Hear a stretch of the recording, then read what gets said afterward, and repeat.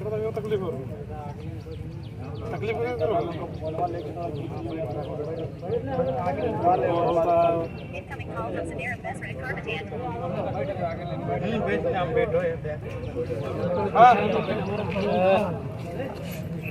Hello हाँ माना जाए तो एक मजदूर की मौत का ये मुआवजा कहीं ना कहीं भारत की लोकतांत्रिक व्यवस्था में एक प्रश्न चिन्ह खड़ा करता है कि जब इसी देश में एक साइरस मिस्त्री नाम के टाटा के पूर्व सीएमडी का देहांत होता है तो ये बाकायदा सर्वे होता है कि उनकी मृत्यु कैसे होती है। फिर सर्वे में पाया जाता है कि पीछे बैठे थे, उन्होंने सीट बेल्ट नहीं पहना था, तो बाकायदा एक नियम बन जाता है भारत देश में कि चूंकि साइरस मिस्त्री मर गए हैं, वो दुनिया के भारत देश के बहुत नामी धनी व्यक्ति थे, सीएमडी रह चुके हैं टाटा के, तो उनकी मौत हो जाती है। तो पीछे के लोग भी सीट बेल्ट पहनेंगे क्योंकि साइरस मिस्त्री ने सीट बेल्ट नहीं पहना था। यानी कि अमीर आदमी मरता है तो पूरे देश में हड़कंप मचता है, तुरंत कानून में बदलाव होता है, एक नया कानून बन जाता है।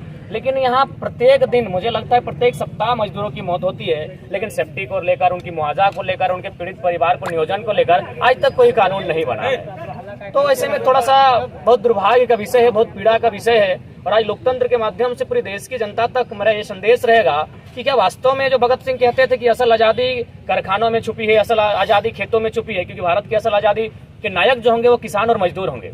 तो आज तो किसान और मजदूर की तो कोई बात ही नहीं करता है, आज तो सब कंपनियों की बात करता है। लॉजिकली देखिए, यहाँ जितने प्रशासन भरे, मैं लॉजिकली बात करता हूँ, गोमिया थाना ऑलरेडी है, तो यहाँ इस थाने की क्या दरकार थी? 5 किलोमीटर कोई थाना नहीं बनता, लेकिन इसलिए बना कि कोई कंपनी यहाँ है। तो ये सवाल आज भी खड़ा होता है, क्या ईस्ट इंडिया कंपनी का शासन आज भी भारत देश में बरकरार? इसका मतलब आप, चूंकि मैं जहाँ रहता हूँ, एक राजगंज थाना है, एक तोपचांची और निमिया घाट है, सभी थानों की दूरी लगभग 15 किलोमीटर है। यानी आम व्यक्ति के लिए 15 किलोमीटर थाना होता है, लेकिन अगर वहाँ कंपनी स्थापित होती है तो 5 किलोमीटर। चलिए भाई, कंपनी प्रोडक्शन करती है, कंपनी को सुरक्षा देना चाहिए, तो ये कौन सा प्रोडक्शन कि मैंने ईस्ट इंडिया कंपनी से भी क्रूर शासन व्यवस्था है। आज एक मजदूर मौत हो जाता है, आज शुरुआत होता है 50,000 से। क्या आप मछली बेचने आए हैं या साग सब्जी बेचने आए हैं कि मजदूर की मौत का मुआवजा का आप मैंने मोल भाव करते हैं और फाइनली 4 लाख, 5 लाख, 7 लाख होते हुए 10-12 लाख में समाप्त होता है। तो इसीलिए हालांकि जो भी आज निष्कर्ष आएगा, जो भी मुआवजा मिलेगा, हो सके परिवार को राहत मिलेगा, लेकिन एज ए ह्यूमन की बात कही जाए, आज जो हम लोग आंदोलन कर रहे हैं, हम सेटिस्फाइड नहीं हो पाएंगे, क्योंकि मोल भाव नहीं होना चाहिए। एक देश का अमीर आदमी मरता है तो आप सीट बेल्ट का नियम लेके आते हैं कि सीट बेल्ट नहीं पहना तो अमीर आदमी मर गया। मजदूर रोज मर रहा है, कोई सेफ्टी का रूल्स नहीं है, उसकी मुआवजा को लेकर कोई रूल्स नहीं है। अरे कम से कम एक ढंग का मुआवजा होना चाहिए जिससे उसका परिवार में जो नेक्स्ट जनरेशन है वो अच्छी शिक्षा हासिल कर सके, अपने आप को कम से कम एस्टेब्लिश कर सके। लेकिन ये पीड़ा का विषय है, तो इसीलिए अब आज फिलहाल जो भी मुआवजा दिया जाएगा या फिर उसके परिवार में एक नौकरी की बात है, उसे ड्राफ्टिंग बाकायदा हो रही है।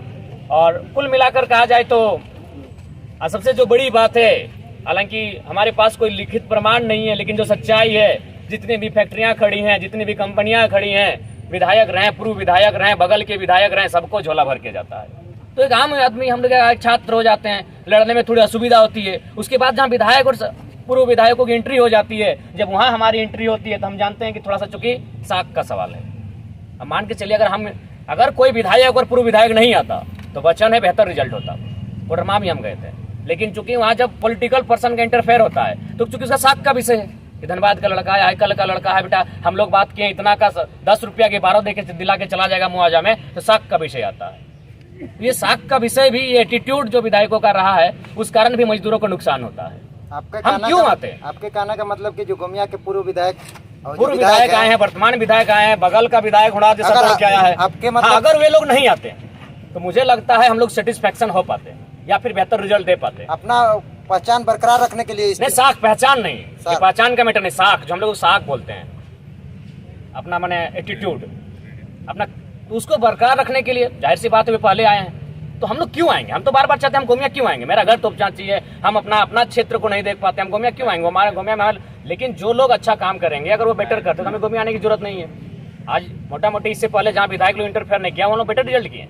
मेदांता में बाकायदा हम लोग फोन पे से मुआवजा दिलवाएं, जो शायद इतिहास में नहीं हुआ होगा। तो इसलिए थोड़ा सा पीड़ा, इसलिए मेरा मानना है कि अब थोड़ा सा जनता को भी जागरूक होना होगा, मजदूरों को भी जागना होगा, किसानों को भी जागना होगा कि आपकी मौत की कोई वैल्यू नहीं है। तो आपकी मौत की अगर वैल्यू की कोई चर्चा करे तो सदन में चर्चा होनी चाहिए। तो आज के तमाम झारखंड में जो भी मजदूरों को लेकर आज प्रताड़ना हो रही है, उसको लेकर उन्हें सबक लेना होगा और ऐसे लोगों को जनप्रतिनिधि के रूप में चुनना होगा जो सदन में बात को रख सके। आज सिर्फ कहते हैं ये किसानों का देश है। अभी भारत के पर्वतमाला प्रोजेक्ट जो बनारस से लेकर कलकत्ता तक जाएगी, उन्हें पुणे दाम में जमीनें ली जाएगी, जिसमें हमारा 159 किलोमीटर झारखंड में आएगा, बिहार में 167 किलोमीटर के आसपास आएगा, बंगाल में लगभग 242 किलोमीटर के आसपास आएगा। जमीनें किसकी जाएगी? किसानों की। और ये डंका पीटते हैं किसानों का देश है। कहाँ किसानों का देश है भाई? कौन लॉजिकली बात रखता है? कौन वहाँ सदन में रखता है कि भाई क्या रेट होना चाहिए? 5,000 4,000 में कोड़ी के भाव जमीन ले लिए, और किसके लिए बना? कौन सा किसान बनारस से कलकत्ता जाएगा भाई? किसको जरूरत है? सब कॉर्पोरेट्स को देख के बना जाता है। तो कॉर्पोरेट से कम मुक्ति पाएगा यह देश? कॉर्पोरेट से मुक्ति नहीं पाएगा तो फिर साफ साफ हटाइए, लिखिए ईस्ट इंडिया कंपनी, और वही शासन चल रहा है। इसीलिए आज बहुत दुर्भाग्य का विषय है। आप मुझे लगता है ये केवल झारखंड का समस्या नहीं है, पूरे भारत के लोगों को आज जो कैपिटलिज्म जो जिस प्रकार से हावी हो रहा है, जिस प्रकार से आम व्यक्ति की सोच को खत्म कर रही है, वहाँ मेरे हिसाब से अब देश को एक नए मूवमेंट की दरकार है। और साथ ही आज जो भी बात हुई है पब्लिकली बकायदा उनके फैमिली वालों के साथ भी पूछ लेंगे। खैर जो भी आया है, कहावत है भागते भूत की लंगोटी बली, तो उसे स्वीकार किया जाए।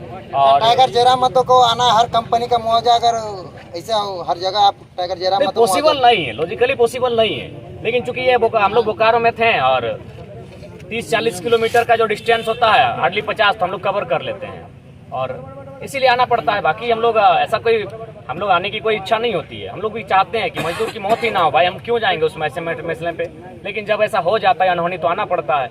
हम तो बाकायदा क्यों चाहेंगे? हम लोग को मैंने मजदूरों की मौत पर जाके हमले अब कुछ नहीं करना है। बस हम लोग यही चाहते हैं उसकी सेफ्टी पर ध्यान रखा जाए, तमाम जो कंपनियां एक सेफ्टी का गाइडलाइन प्रोवाइड हो, अब उस गाइडलाइन का अनुपालन हो। ये तो कोई मजाक का विषय नहीं। आए दिन डीवीसी में मौत होती है, यहाँ मौत होती है, वेदांता में मौत होती है। यार मौतों से कोई सबक ही नहीं लिया जा रहा है, क्योंकि मौत मजदूर की हो रही, कोई सबक नहीं। अचानक ये 10 साल बाद अगर मौत होती तो चलिए हम मानते भाई अचानक कोई एक्सीडेंटली हुआ, चलिए मजदूर की मौत हो गई। कंटिन्यू इसी बोकारो जिला की मैं बात कर रहा हूँ, वेदांता में मौत हुई आपका लगभग, वेदांता में तो गिनती नहीं है, वेदांता की हम गिनती नहीं कर पाएंगे, इतना मौत हुआ है। हाल फिलहाल डीबीसी में हुआ, आज यहाँ हुआ। हमेशा तो मजदूरों की मौत हो रही लापरवाही के कारण। तो क्यों? आखिर कब सेफ्टी का बात कब होगा? और सेफ्टी के साथ साथ अगर अनहोनी घटना घटती है तो एक उचित मुआवजा होना चाहिए, जो वास्तव में लगेगा हाँ वो परिवार आगे अपना गुजर बसर कर सकता है। 2.5 लाख 3 लाख 4 लाख 5 लाख मुर्गी छगरी नहीं होता है भाई उतना में। साल भर में मुर्गी छगरी लोग का, पशु पक्षी लोग का आहार उतना हो जाता है। तो ये बाकायदा ये सिस्टम बदलना चाहिए, और इस सिस्टम को बदलने के लिए मुझे चाहिए और हमें मेरा मानना है कि सदन में बात रखनी चाहिए। सड़क पे तो हम लोग आंदोलन कर रहे हैं, रात से बैठे हैं, आपके लोकतंत्र के चौथे स्तंभ के माध्यम से अपनी आवाज़ को भी लोगों तक पहुंचा रहे हैं। लेकिन जब तक सदन में बातों को नहीं रखा जाए, सदन में जब तक पेश नहीं किया जाए, जिस प्रकार वहाँ बिल पेश होता है, जब तक इन बातों को वहाँ कोई पेश नहीं कर पाएगा, तब तक मुझे नहीं लगता है मजदूरों के हितार्थ के लिए कोई कदम उठाए जाएंगे। मजदूरों की इसी प्रकार मौत होती रहेगी, आंदोलन होंगे, सड़क जाम होंगे, धरना बैठेगा, कुछ औने पौने दाम में मुआवजा दिया जाएगा, फिर फाइलों को बंद कर दिया जाएगा, फिर अगला मजदूर किसी दिन मारा जाएगा, कोई कानून नहीं। हम लोग तो बार बार उनसे कह रहे हैं कि अगर मैंने जो उनका फैमिली है, मेंबर है, उनको बिल्कुल हमेशा के लिए नियोजन में रखा जाए, एक बढ़िया मुआवजा मिला जाए, ताकि उसके परिवार का भरण पोषण हो सके, जीवन यापन हो सके।